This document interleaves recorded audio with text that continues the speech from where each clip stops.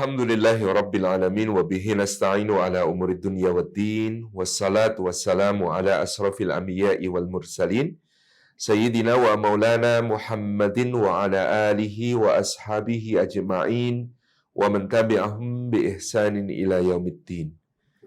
Asyhadu an la ilaha illallah al-malikul haqqul mubin wa asyhadu anna Muhammadan abduhu wa rasuluh sadiqul wa'dil amin. Hadratal afadil, hadratal mukarramin, segenap pimpinan dan pengurus Indonesian Muslim Society in America, IMSA, beserta seluruh hadirin hadirat para pendengar radio IMSA yang dimuliakan oleh Allah Subhanahu wa taala. Puji syukur kita haturkan kehadirat Allah atas limpahan karunia-Nya. Kita dihimpun di dalam majelis ilmu, meskipun hanya secara daring, secara online, dalam tempat dan waktu yang berbeda, tetapi insya Allah tidak mengurangi semua keutamaan bermajelis ilmu yang bisa kita raih dari sisi Allah Subhanahu wa taala. Semoga setiap langkah yang kita tempuh pada hari ini menjadi pemudah jalan kita semua menuju surga, dan semoga duduk kita semua termasuk dalam sabda Rasulullah Muhammad sallallahu alaihi wasallam, majtama'a qaumun fi baitin min buyutillah yatluna kitaballah wa yatadarasunahu bainahum illa ghasyiyatuhumur rahmah wa haffathumul malaikah wa nazalat alaihimus sakinah wa dzakarahumullahu fi man indah. Rawahu Muslim wa sahih. Bapak Ibu yang dirahmati oleh Allah Subhanahu wa taala, sebagai seorang muslim kita diajari Allah Subhanahu wa taala untuk menjadi umat yang menghargai sejarah. Karena itu di dalam Ummul Kitab yang kita baca sehari semalam, paling tidak 17 kali Allah Subhanahu wa taala mengingatkan kita untuk senantiasa menghayati sejarah. Dalam doa di ujung surat Al-Fatihah itu, ihdinas siratal mustaqim, ya Allah tunjukkan kepada kami jalan yang lurus. Maka Allah menjelaskan kepada kita jalan yang lurus yang kita mohon itu dengan sejarah, yaitu ketika Dia Jalla Jalaluhu berfirman, jalan lurus itu adalah siratal ladzina an'amta alaihim ghairil maghdubi alaihim waladdallin. Jalan orang-orang yang telah Engkau anugerahkan nikmat kepada mereka, bukan jalan orang yang Engkau murkai, dan bukan pula jalan dari orang-orang yang sesat. Di dalam kalimat yang ringkas ini terkandung pelajaran sejarah yang luar biasa, bahwa jalan yang hendak kita tempuh, yang kita mohon kepada Allah diberi petunjuk menujunya dengan dosis sehari semalam 17 kali itu dibentangkan di dalam Al-Quranul Karim berupa kisah-kisah, yaitu kisah dari orang-orang yang telah dianugerahi nikmat, dari Adam sampai Muhammad alaihi wassalatu wassalam, dan orang-orang yang beserta dengan mereka, yang jalan yang mereka tempuh itu layak untuk menjadi teladan dan pegangan kita. Dengan pula Al-Quran mengisahkan orang-orang yang dimurkai dan orang-orang yang sesat. Maka jalan itu bukan jalannya iblis, bukan Fir'aun, bukan Qarun, bukan Bal'am, bukan Samiri, bukan Abu Jahal, Abu Lahab, Al-As bin Wa'il As-Sahmi, Nadhr bin Haris, Uqbah bin Abi Mu'aid, Walid bin Mughirah, dan orang-orang yang semacam mereka. Bukan jalan orang-orang ahli kitab Yahudi yang dimurkai Allah karena memalsukan kitab dan membunuh nabi-nabi.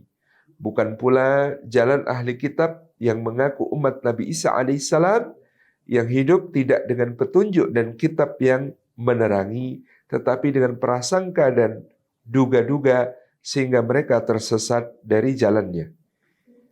Kisah-kisah itu menempati porsi terbesar dari Al-Quranul Karim, menjadikan kita mampu untuk menghayatinya dan menjadikannya sebagai petunjuk jalan kita. Bahkan menjadikannya furqan, sebagai satu kekuatan untuk membedakan yang hak dan yang batil, yang benar dan yang salah, yang baik dan yang buruk, yang halal dan yang haram, yang terpuji dan yang tercela di dalam hidup kita. Itulah firman Allah Subhanahu wa taala, "Syahrul Ramadan alladzi unzila fihi al-Qur'an hudal linnasi wa bayyinatin minal huda wal furqan." Sebagai petunjuk bagi manusia dan penjelasan atas petunjuk itu, dan sebagai furqan. Dan kita mendapatkan kisah-kisah Al-Quran sebagai penjelasan atas petunjuk dan sebagai furqan untuk dihayati, yang menguatkan hati kita menghadapi segala ujian kehidupan. Inilah umat Islam, umat sejarah, sehingga perhatian para ulama sejak dulu terhadap persoalan sejarah begitu tinggi. Banyak sekali ulama dari sejak generasi pertama, dari awal abad Hijriyah, telah menuliskan penggal-penggal tentang kehidupan sejarah.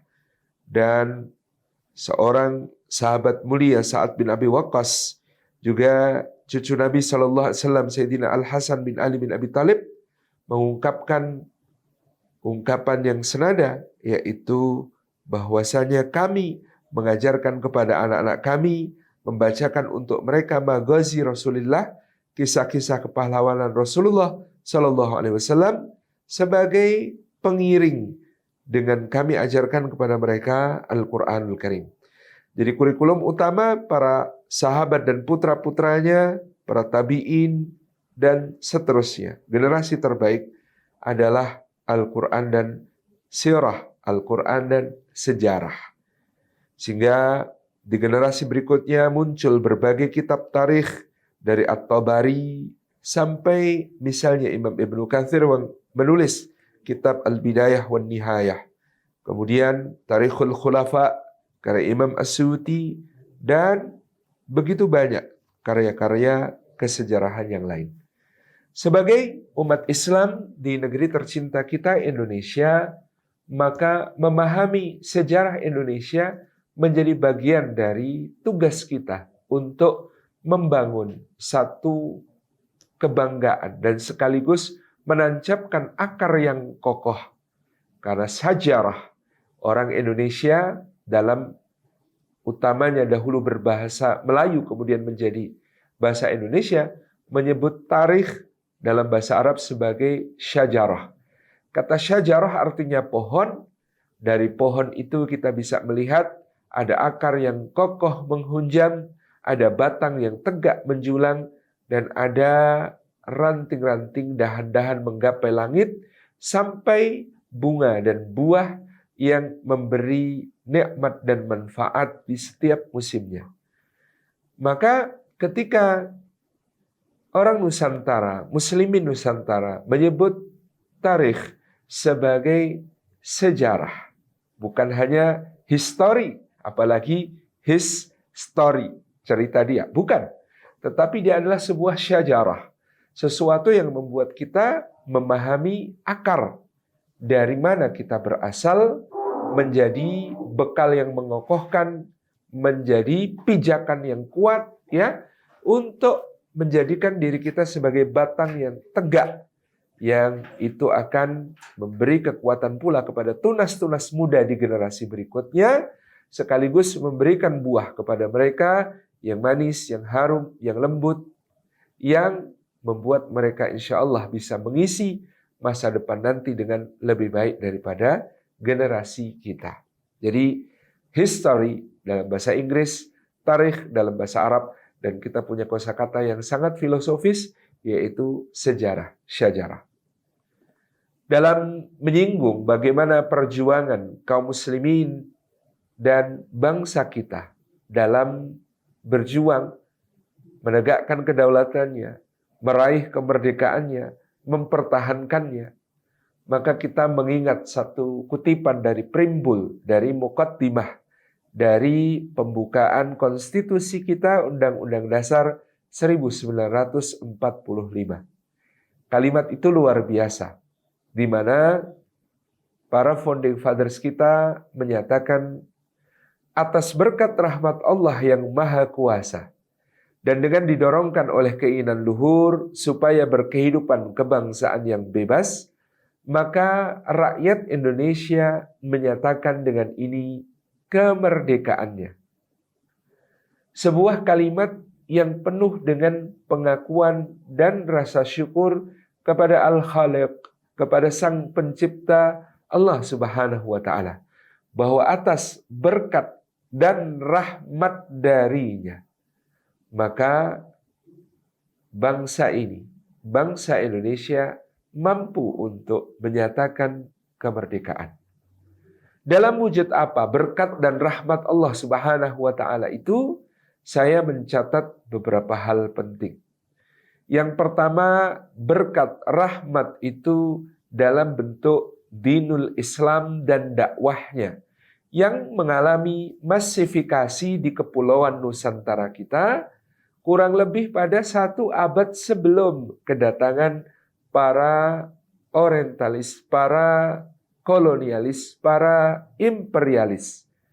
Yang mereka datang membawa misi gold, glory, dan gospel, dimulai dari Portugis di Malaka pada tahun 1511, Spanyol di Maluku pada tahun 1521, sampai kemudian disusul oleh Belanda di Banten pada tahun 1596, dan bangsa-bangsa lain yang sangat banyak.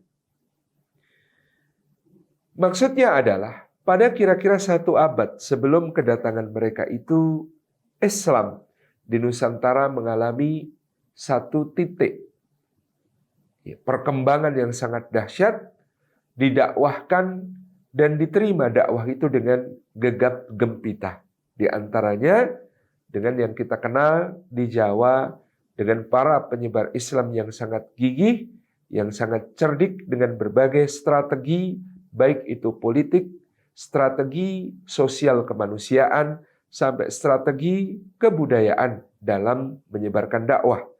Dari Maulana Malik Ibrahim yang kemudian mengajarkan pertanian dengan sistem intensifikasi yang menjawab persoalan krisis pangan di Majapahit pasca Perang Paragreg, sampai Sunan Ampel yang kemudian memilih mendidik tata negara kepada para pangeran Majapahit, hingga seperti Sunan Giri yang mengajar para pangeran dari berbagai penjuru Nusantara, dan Sunan Kalijaga dengan berbagai pendekatan seni dan budaya dalam dakwahnya. Kita tahu mereka adalah salah satu tim dakwah paling sukses dalam sejarah. Dalam jangka waktu kurang dari 1 abad, bahkan ada yang mengatakan kurang dari 50 tahun, mereka berhasil mengubah kemaharajaan Majapahit yang semula berdasarkan agama Siwa Buddha, Hindu dan Buddha, menjadi mayoritas penduduknya beragama Islam, dan mendirikan daulah Islam pertama di Jawa, yaitu di Demak, yang kemudian mampu membangun aliansi dengan berbagai negeri Muslim yang lain di berbagai penjuru kepulauan. Kedatangan Islam ini menjadi rahmat yang sangat agung, berkat yang sangat luhur, karena Islam inilah yang mengajarkan kepada warga Nusantara untuk berjihad, berjuang melawan kepentingan asing yang hendak mencengkramkan kuku penjajahan mereka di Kepulauan Nusantara. Kita sering mengatakan kita dijajah selama 3,5 abad. Tetapi pada hakikatnya keterjajahan kita berbeda sekali dengan yang dialami misalnya benua Amerika atau benua Australia. Benua Amerika dari ujung utara hingga ujung selatan dihuni oleh natif Amerikan yang sebelum kedatangan Christopher Columbus, Francisco Pizarro, Hernando Cortés, sampai Amerigo Vespucci, jumlah mereka diperkirakan oleh para sejarawan antara 50 sampai 110 juta orang totalnya. Hari ini yang kita sebut sebagai benua Amerika diisi oleh negara-negara yang mayoritasnya berbahasa dengan bahasa orang Eropa yang dahulu menjadi penjajahnya. Dihuni oleh mayoritas ras bangsa Eropa yang dahulu adalah penjajahnya. Dan mereka natif Amerikan tersisa sedikit, apalagi di Amerika Utara, dan mereka tidak memiliki sebuah identitas yang kokoh lagi sebagai sebuah bangsa asli di Amerika. Mereka hanya disebut kemudian sebagai indigenous people, warga pribumi Amerika yang harinya diperingati hanya 1 kali setahun dengan festival-festival sekedar untuk menyatakan bahwa mereka pernah ada dan eksis. Ini sama dengan kejadian di benua Australia yang sebelum kedatangan Kapten James Cook, Admiral Flinders, dan juga para penjelajah dari Inggris lainnya, dihuni oleh natif Australian yang disebut aborigin, kira-kira dalam jumlah estimasi para sejarawan antara 8 sampai 20 juta orang. Hari ini mereka tersisa hanya sekitar 50.000 orang hidup di bawah undang-undang konservasi indigenous people yang bahkan untuk eksis, hak-hak mereka harus dikhususkan, harus dipelihara secara terlindungi dengan berbagai aturan-aturan yang mengistimewakan. Mereka nyaris hilang, mereka nyaris punah, sebab bahkan dalam konstitusi Australia dalam masa Perang Dunia Pertama pun, orang-orang aborigin ini belum dipandang sebagai manusia, tetapi sebagai binatang liar yang hidup di stepa-stepa dan hutan-hutan. Sebuah kenyataan pahit tentang apa yang disebut sebagai dijajah di benua Amerika dan di benua Australia. Tetapi Nusantara kita tercinta, meskipun ada yang mengatakan 350 tahun dijajah, hari ini kita berbangga dengan jumlah 270-an juta dan mayoritasnya kaum muslimin. Dan kita tidak kehilangan apa-apa yang menjadi identitas kita sebagai bangsa. Warna kulit kita masih sama. Bahasa yang kita gunakan masih sama. Adat istiadat masih banyak yang terpelihara. Maka atas berkat rahmat Allah, kita sebenarnya bukan 350 tahun dijajah, melainkan saya sering menyebut kita 4 abad berjihad melawan penjajahan. Ruh perlawanan itu berasal dari Islam. Ruh perlawanan itu berkobar-kobar di dada kaum muslimin. Seperti yang kita lihat begitu Portugis menaklukkan Malaka di tahun 1511, menjadikannya sebagai pangkalannya di Asia Tenggara untuk memonopoli perdagangan rempah-rempah, menghasilkan keuntungan yang besar, dan kemudian menancapkan kejayaannya sebagai bangsa sekaligus menyebarkan agama Katolik. Karena mereka ketika berangkat pun diurapi oleh Sri Paus, maka yang paling aware dengan posisi Portugis ini sebagai bahaya besar yang mengancam seluruh Nusantara adalah kaum muslimin dari keislaman yang ada di dada mereka. Pangeran Fathi Yunus atau dalam babat dikenal sebagai Pati Unus dari Jepara, putra mahkota Demak, menantu Sultan Fattah atau Raden Patah, bergegas menghimpun kekuatan besar, armada perang yang sangat besar, dan menggandeng negeri-negeri pelabuhan yang dikuasai kaum muslimin yang lainnya untuk bergabung bersama. Maka ratusan kapal bergerak dari pelabuhan Jepara dan lalu bergabung bersama Pangeran Pati Unus ini, kapal-kapal dari Bugis, kapal-kapal dari Madura, kapal-kapal dari Gresik dan Tuban, kapal-kapal dari Banten dan Cirebon, kapal-kapal dari Palembang dan Jambi, bahkan Angkatan Laut Aceh yang kemudian sudah lama berusaha untuk mengganggu kedudukan Portugis di Malaka. dengan rela hati menggabungkan diri untuk menggempur kedudukan Portugis di Malaka pada saat itu. Ini menjadi bukti kesadaran dari Islam dan kesadaran yang dimiliki oleh kaum muslimin tentang bahayanya penjajahan. Tidak berapa lama ketika seorang Raja Hindu dari Pasundan, Raja Samiam disebut demikian dalam catatan Portugis, menawarkan bandar Sunda Kelapa untuk dijadikan pangkalan Portugis di Jawa supaya bisa mencengkramkan kukunya lebih dalam ke seluruh wilayah Nusantara, maka Pangeran Fathahillah, seorang ulama dari Pasai yang negerinya telah jatuh ke tangan Portugis pula, dan ketika dia pulang dari Makkah maka dia tidak kembali ke negerinya yang telah dijajah oleh Portugis, melainkan mendarat di Jawa, ya, dan menawarkan ilmunya untuk menjadi ulama di Kesultanan Demak, dan akhirnya Sultan Trenggono menunjuk Fathahillah untuk mengamankan bandar Sunda Kelapa yang hendak diduduki Portugis tersebut.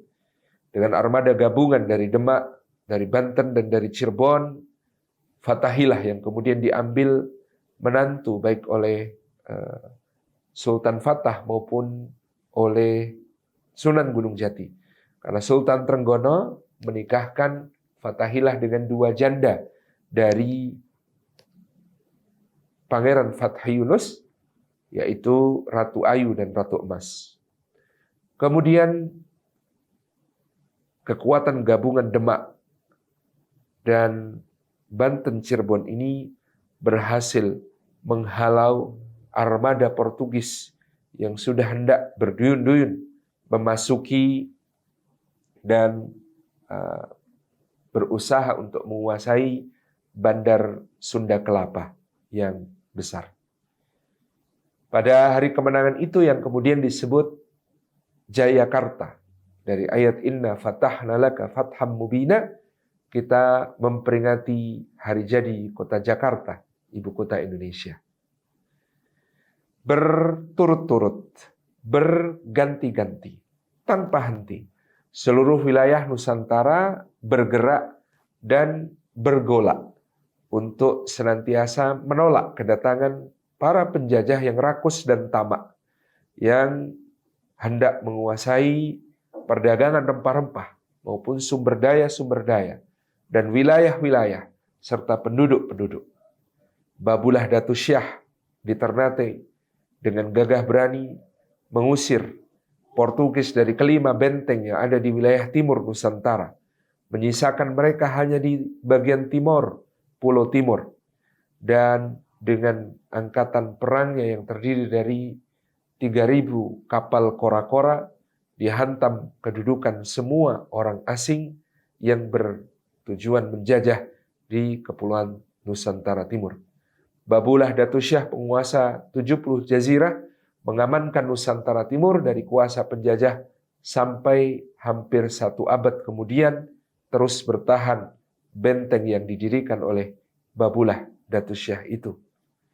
Dan di barat muncul pahlawan-pahlawan besar pula seperti Iskandar Muda, seperti Sultan Agung dari Mataram, Sultan Hasanuddin dari Guatallo di Makassar, Sultan Banten Ageng Tirtayasa, dan diikuti pula oleh para penguasa lain dari zaman-zaman berikutnya. Pangeran Mangkubumi di Mataram, Pangeran Antasari di Banjar, para ulama di Minangkabau yang dipimpin oleh tuanku Imam Bonjol, sampai dengan Sultan Taha di Jambi, dan seterusnya. Dari berbagai zaman silih berganti, pahlawan-pahlawan itu terus-menerus menyirami bumi Nusantara kita dengan darah para syuhada. Hingga kemudian muncul di abad-abad berikutnya para pahlawan itu dari daerah ke daerah, dari wilayah ke wilayah.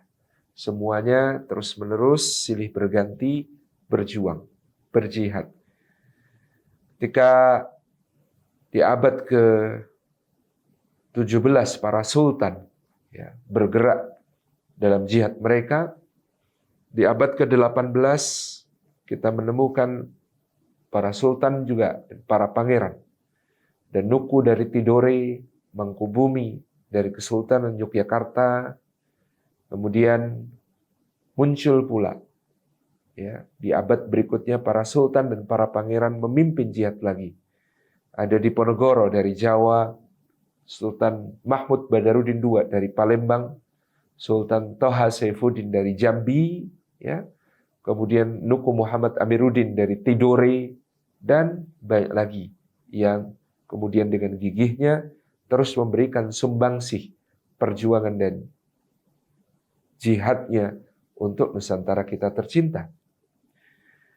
Jadi atas berkat rahmat itu bisa juga diterjemahkan dengan betapa luar biasanya sumbangsih para pahlawan ini di dalam nantinya menyuburkan bumi Indonesia dengan darah para syuhada, dengan ruh jihad dan semangatnya, sehingga kita terus bertahan sebagai bangsa. Tidak extinct seperti sebagian yang dijajah di benua-benua lain. Juga kita tetap bisa untuk melakukan perlawanan-perlawanan yang tidak putus-putus itu. Bahkan berkah dari darah para syuhada itu tercapai dengan satu hal yang sangat luar biasa. Kalau bangsa-bangsa lain ada banyak cerita, mereka dijajah. Sesudah penjajahnya pergi, maka negeri itu tercabik-cabik menjadi daulat-daulat kecil, kekuasaan-kekuasaan yang lebih lemah.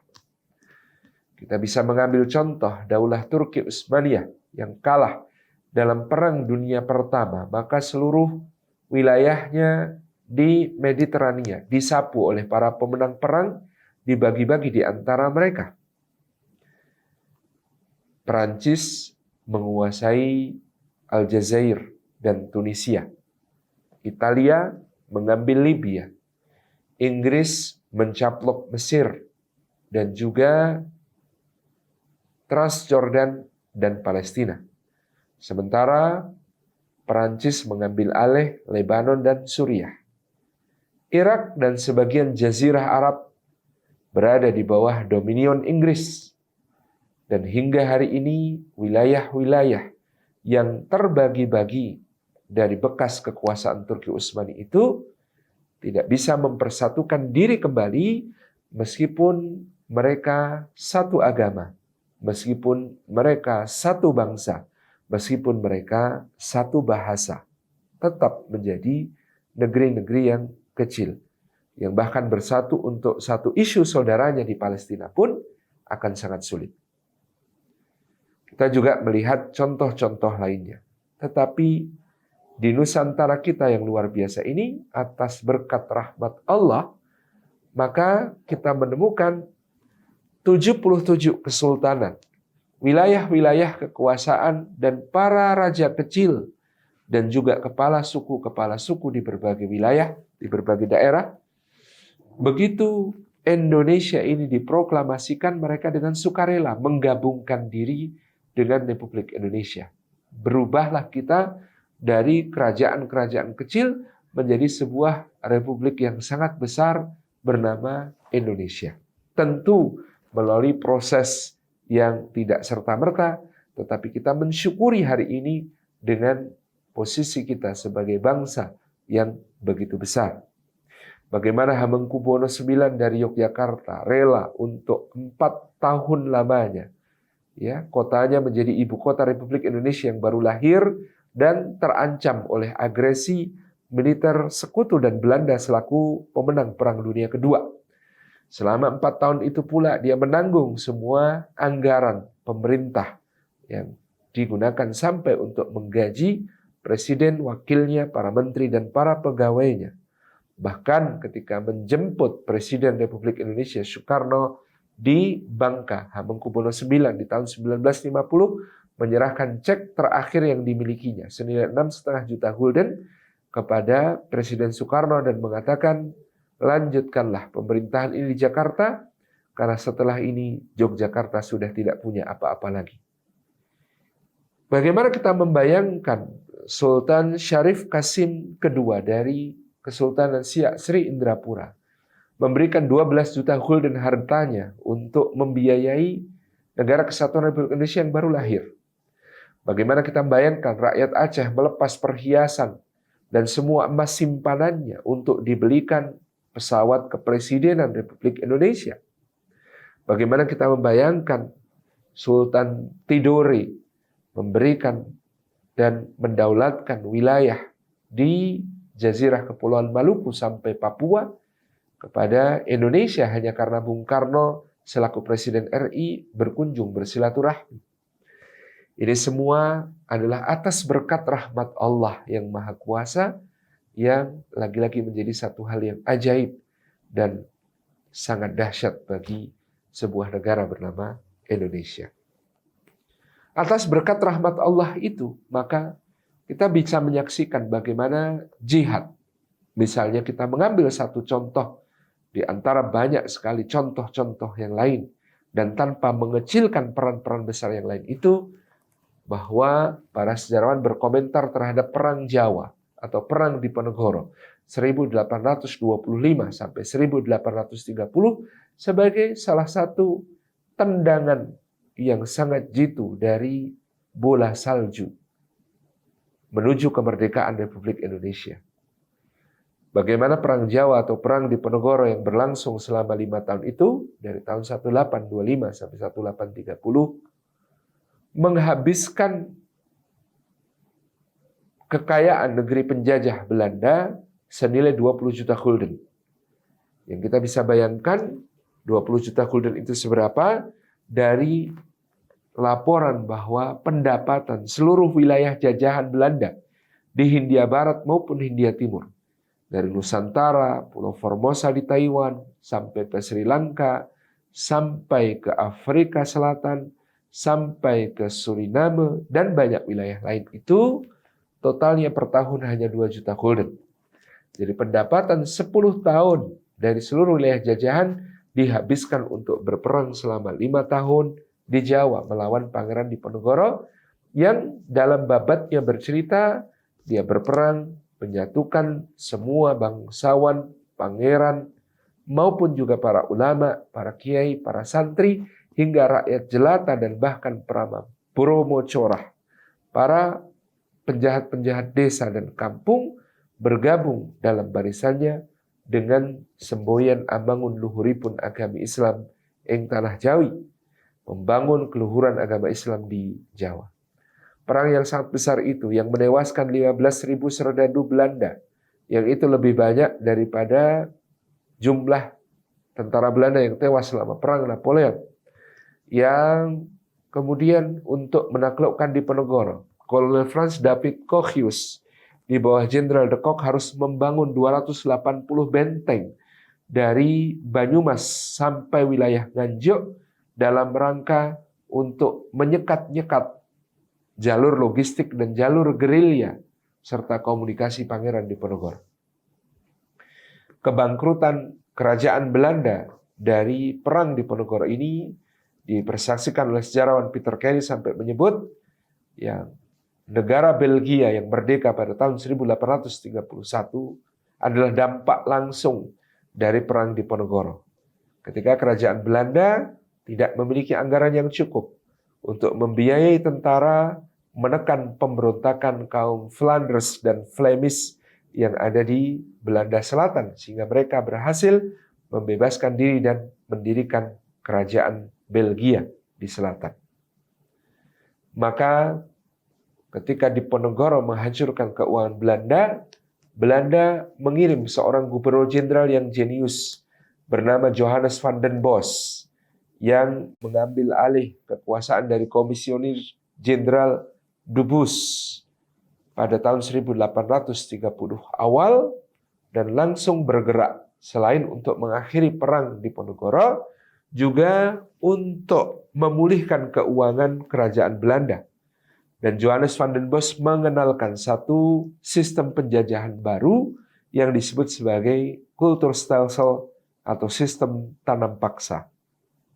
Kalau dahulu mereka menjajah dengan merebut pelabuhan, merebut wilayah, merebut harta kekayaan, atau juga dengan mempekerjarodikan, membangun pelabuhan-pelabuhan ataupun jalan raya, atau juga kemudian dengan merampas tanah atau memberikan pajak yang tinggi kepada wilayah-wilayah yang dijajah, maka Van den Bosch menginisiasi apa yang disebut sebagai kultur stelsel, memetakan seluruh wilayah di Sumatera dan Jawa untuk disesuaikan dengan komoditas yang sedang laku besar, laku mahal di pasar internasional, lalu penduduk setempat dipaksa untuk menanam sesuai dengan apa yang dikehendaki oleh pemerintah kerajaan Belanda. Yang cocok untuk kopi, wajib bertanam kopi. Yang cocok untuk teh, yang cocok untuk tebu, yang cocok untuk vanili, yang cocok untuk gula, ya, untuk cengkeh, untuk lada, untuk kina, dan berbagai produk-produk unggulan yang lain di pasar Eropa. Kesuksesan tanam paksa disebutkan di tahun 1870, 40 tahun pertama tanam paksa, maka kerajaan Belanda menjadi negara dengan cadangan devisa terbesar di seluruh Eropa, yaitu senilai 850 juta gulden. Kekayaan luar biasa ini memicu tanda tanya di negara Belanda sendiri. Bagaimana negara penjajah ini bisa mendapatkan kekayaan besar dari rakyat jajahan? Maka berbagai laporan para penulis, para wartawan, misalnya dalam karya Multatuli atau Dr. Edward Louis Dekker, yang kemudian diberi judul Max Havelaar, yang kemudian begitu populer di Belanda pada saat itu, orang mulai menyadari bahwa kekejaman yang terjadi di tanah jajahan terhadap penduduk yang melaksanakan tanam paksa jauh melampaui batas kemanusiaan. Inilah yang menjadikan parlemen Belanda memaksa, ya, kabinet yang berkuasa di kerajaan Belanda pada saat itu, pemerintah kerajaan, untuk melaksanakan apa yang disebut sebagai politik etis. Politik etis ini yang kemudian diwujudkan dalam bentuk membangun beberapa rumah sakit dan sekolah di wilayah Nusantara yang aksesnya terbatas, ya, dari mulai ELS, kemudian HBS, Mulo, AMS, sampai ke Teknis School di Bandung, Osvia di Surabaya, Stovia di Jakarta, dan lain sebagainya, memang hanya bisa diakses oleh kaum bangsawan, kaum priayi, kaum kelas tinggi. Tetapi ternyata itu mampu memberikan energi perlawanan kepada para bangsawan, khususnya bangsawan kecil, hingga muncul generasi seperti Wahidin Sudirohusodo, Cipto Mangunkusumo, Sutomo, Suwardi Suryaningrat alias Ki Hajar Dewantara, sampai kemudian melahirkan generasi seperti Soekarno, Hatta, Syahrir, Nasir Pamuntjak, dan tokoh-tokoh lain yang berperan dalam kebangkitan nasional, pergerakan kemerdekaan, sampai akhirnya nanti menjadi proklamasi. Jadi dari situ para sejarawan tadi menarik garis. Perang Diponegoro membangkrutkan Belanda, lalu lahirlah tanam paksa. Dari tanam paksa muncul politik etis, dari politik etis muncullah generasi kebangkitan nasional dan pergerakan kemerdekaan sampai menuju kepada suatu proklamasi yang kita dengungkan pada 17 Agustus 1945. Di sisi lain, para ulama, bukan penguasa dan raja-raja, tetapi mereka ulama yang memiliki concern luar biasa, terus bergerak. Bahkan meskipun mereka tidak lagi berada di Nusantara. Seperti Syekh Yusuf Al-Makassari yang menjadi mufti Gua Tallo. Ketika Gua Tallo tumbang dihancurkan oleh Cornelis Spelman. Ya. Kemudian Syekh Yusuf berlayar menuju Banten dan di sana menjadi penasihat Sultan Ageng Tirtayasa. Ketika Sultan Ageng Tirtayasa dikhianati putranya dan ditangkap oleh Belanda, beliau dibuang ke Ceylon, Sri Lanka. Di Sri Lanka beliau tetap mengajar kepada jamaah haji yang transit, kepada para ulama muda untuk terus mengobarkan jihad melawan penjajah di Nusantara. Dari situ beliau dibuang ke Afrika Selatan dan terus berjuang di sana, mengajar Islam di sana, berdakwah di sana sampai wafatnya. Dan hari ini Nelson Mandela menyebutnya sebagai salah satu manusia terbesar dalam sejarah Afrika Selatan dengan kiprah dan kontribusi yang luar biasa. Seorang ulama lain, Syekh Abdus Somad Al-Falimbani di abad ke-18 mengirimkan surat-surat penyemangat jihad kepada para penguasa Nusantara. Surat-surat itu begitu banyaknya sampai dihimpunkan menjadi satu kitab, diberi judul Nasihatul Muslimin wa Tadhkiratul Mu'minin fi Fadail Jihadi wa Karamatil Mujahidin. Nasihat-nasihat kaum muslimin dan pengingat dari kaum mukminin tentang keutamaan-keutamaan jihad dan kemuliaan para mujahid. Di antara yang pernah menggegerkan Nusantara, surat-surat dari Syekh Abdus Somad itu sempat mencapai kota Surakarta untuk diharapkan dikirim kepada Sultan Hamengkubuwono I dari Yogyakarta, Pangeran Arya Mangkunegara dari Mangkunegaran Surakarta, dan Susuhunan Pakubuwono III di Surakarta.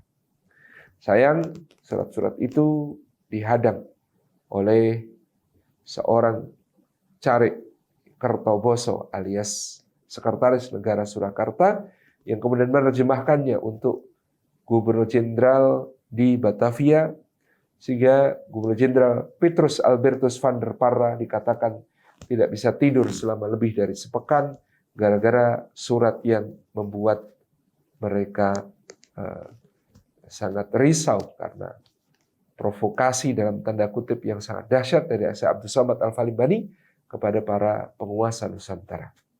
Syekh Abdus Somad diteruskan oleh muridnya Syekh Daud Al-Fatani yang segenerasi dengan nanti pulangnya para haji dari Tanah Haram menuju Minangkabau, Haji Miskin, Haji Sumani, Haji Piobang, yang nanti bersama dengan Tuanku Nan Renceh dan Harimau Nan Salapan, 8 ulama besar dari tanah Minangkabau, akhirnya menggerakkan kaum Padri dengan tujuan memurnikan agama dan akhirnya clash dengan kaum penjajah yang kemudian hendak mencaplok wilayah Minangkabau dengan rakusnya.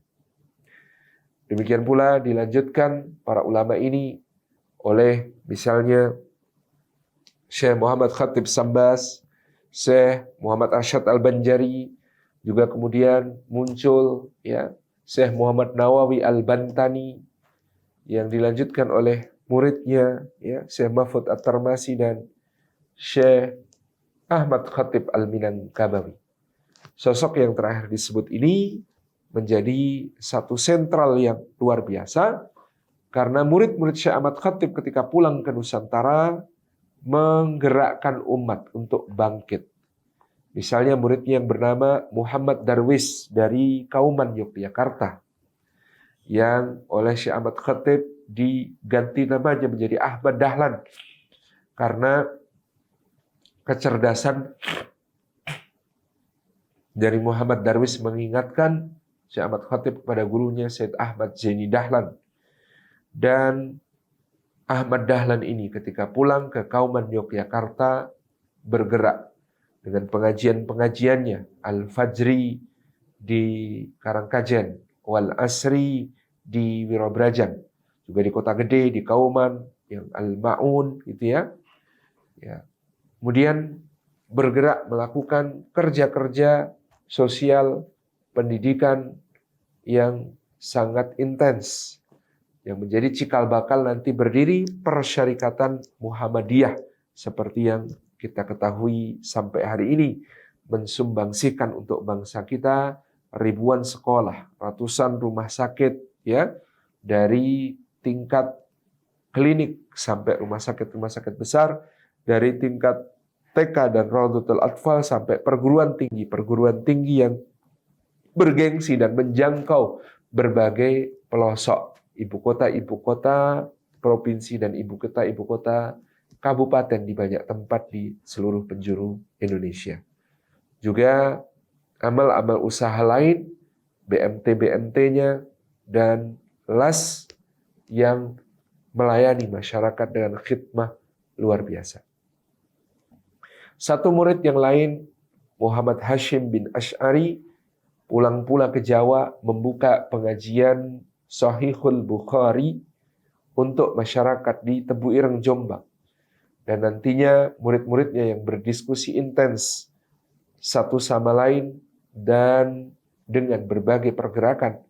Misalnya Kiai Abdul Wahab Hasbullah, Kiai Bisri Sansuri, Kiai Mas Mansur dari Muhammadiyah dan lain sebagainya, yang kemudian mereka dengan jurnal Taswirul Afkar akhirnya kemudian bergerak pula di Komite Hijaz, di berbagai perutusan ke dunia Islam. Sampai akhirnya di tahun 1927, ya, 1926, ya, murid-murid ini menggandeng Hadratus Syekh Hasyim Asy'ari untuk mendirikan apa yang disebut sebagai Nahdlatul Ulama, sebagai wadah perhimpunan kebangkitan umat Islam melalui kepemimpinan dan arahan para ulama. Lalu murid yang lain yang merupakan keponakan sendiri yang bernama Masyhudul Haq atau kelak kita kenal sebagai Agus Salim, pada suatu hari memperkenalkan seseorang kepada Syekh Ahmad Khatib Al-Minangkabawi. Seseorang ini berasal dari Jawa, namanya Umar Said, dahulu seorang pejabat amtenar, asisten Wetono di Kleco Madiun, tapi dia mengundurkan diri dari jabatannya demi bisa naik haji, karena Stadsblad 1902 pada saat itu tidak membolehkan, ya, para pegawai pemerintah Belanda hingga raja-raja Nusantara untuk berhaji. Maka dia keluar sampai ribut dengan mertuanya, harus mengembalikan istrinya, dan kemudian berhaji. Dalam haji itulah dia berdiskusi intens melalui Masyhudul Haq dan Syekh Ahmad Khatib Al-Minangkabawi, membawa bekal-bekal yang cukup dalam pemahaman keagamaan maupun pemahaman, ya, sosial kemasyarakatan untuk nantinya membangun umat di Indonesia. Ketika pulang, dia digandeng oleh Haji Saman Hudi untuk memperkuat syarikat dagang Islam yang telah diberi ganti nama menjadi Syarikat Islam. Maka Umar Said ini yang kita kenal sebagai Haji Umar Said Cokro Aminoto atau HOS Cokro Aminoto membesarkan syarikat Islam ke level yang tidak pernah lagi dicapai oleh pergerakan lainnya di seluruh Indonesia. Pada 1919 anggota syarikat Islam mencapai 2,5 juta jiwa aktif, dan mereka semua digerakkan oleh semboyan yang diulang-ulang oleh Pak Cokro, sebersih-bersih tauhid, setinggi-tinggi ilmu, sepandai-pandai siasat. Mereka digembleng menjadi para penggerak. Dari Pak Cokro yang menjadi bapak kos sekaligus guru dari pemuda Kusno yang kelak akan menjadi kita kenal sebagai Soekarno, inilah garis lain perjuangan muncul bergabung dengan garis murid Syekh Ahmad Khatib yang lain, yaitu Haji Rasul atau Haji Abdul Karim Amrullah Haka, bapak dari Hamka, yang dengan Sumatera Tawalibnya juga mengkader, ya, pemuda-pemuda Muslim di Sumatera untuk menjadi militan dan pejuang. Semua akhirnya bermuara, bertumpu menjadi proklamasi kemerdekaan Indonesia yang sangat dahsyat, dan selalu ada peran para ulama yang sangat intensif di situ, termasuk dalam menyusun konstitusi kita. Dalamnya terdapat nama-nama seperti Ki Bagus Hatikusumo, pimpinan Muhammadiyah, ataupun Kiai Haji Abdul Wahid Hashim, putra Kiai Haji Hasyim Asy'ari yang memimpin Nahdlatul Ulama. Indonesia kita yang kita lihat hari ini adalah satu kesatuan dari tinta para ulama, dari darah para syuhada, dari sumbangsih umat dan raja-raja yang begitu mencintai tanah airnya dan digerakkan oleh satu pemahaman yang kokoh tentang jihad fisabilillah dan membela kehormatan Islam dan kaum muslimin. Maka atas berkat rahmat Allah yang Maha Kuasa dan dengan didorongkan oleh keinginan luhur supaya berkehidupan kebangsaan yang bebas, maka rakyat Indonesia menyatakan dengan ini kemerdekaannya. Saya kira itu yang dapat kami sampaikan sebagai pengantar. Barangkali nanti ada 1-2 hal bisa kita diskusikan terkait bagaimana perjuangan umat Islam di Nusantara hingga mencapai kemerdekaan. Semoga Allah berkahi. Nah, tentu sebagai penutup adalah yang kaitannya dengan Hari Pahlawan ini, tidak akan ada Hari Pahlawan tanpa resolusi jihad yang dikeluarkan oleh Hadratus Syekh Hasyim Asy'ari ketika dimintai fatwa tentang kedatangan pasukan sekutu yang dibonceng oleh Nika Belanda. Beliau menyatakan pada akhir bulan Oktober itu bahwasanya semua muslimin yang kuat memanggul senjata dalam jarak yang belum diperbolehkan mengkosor menurut mazhab Syafi'i, fardu ain hukumnya untuk berpartisipasi dalam jihad fisabilillah untuk mempertahankan kemerdekaan negara Republik Indonesia. Dari fatwa resolusi jihad itu dikuatkan dengan Kongres Umat Islam di Yogyakarta yang menyatakan 60 million kaum muslimin siap berjihad fisabilillah. Maka arek-arek Surabaya beserta para santri dari berbagai pelosok yang bergerak menuju Surabaya dengan dipandu pekikan takbir yang dipelopori oleh pemuda Sutomo, ya, maka mereka bahkan bisa mengukir satu prestasi yang luar biasa. Dalam jangka waktu sepekan, 2 orang berpangkat jenderal dari pasukan Inggris tewas di Surabaya. AWS Malabi dan G. Leader Simmons, 2 orang jenderal pasukan sekutu ini tewas di Surabaya dalam jangka waktu kurang dari sepekan. Sesuatu yang tidak terjadi bahkan di medan perang Eropa maupun Pasifik selama Perang Dunia Kedua. Dan 10 November, Hari Pahlawan yang kita peringati, tentu adalah buah dari resolusi jihad Hadratus Syekh dan himbauan Kongres Umat Islam yang gegap gempita untuk berjihad.